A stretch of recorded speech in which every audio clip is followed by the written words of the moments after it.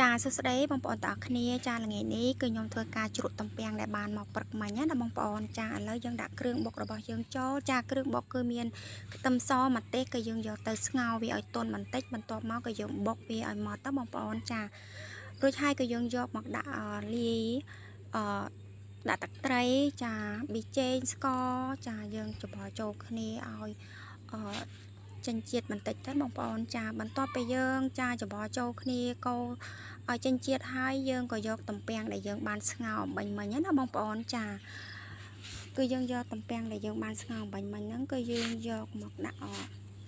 ចូលគ្រឿងដែលយើងបានលាយហ្នឹងបងប្អូនចាយើងដាក់ចូលទៅបងប្អូនចាទំពាំងដែលយើងបានស្ងោរហ្នឹងគឺយើងស្ងោរហ្នឹងទំពាំងហ្នឹងគឺយើងស្ងោរឆ្អិនហើយបងប្អូនចាយើងកូរច្របល់វាចូលគ្នាឲ្យសព្វទៅបងប្អូនចាបន្ទាប់ពីយើងកូរច្របល់ចូលគ្នាសព្វហើយ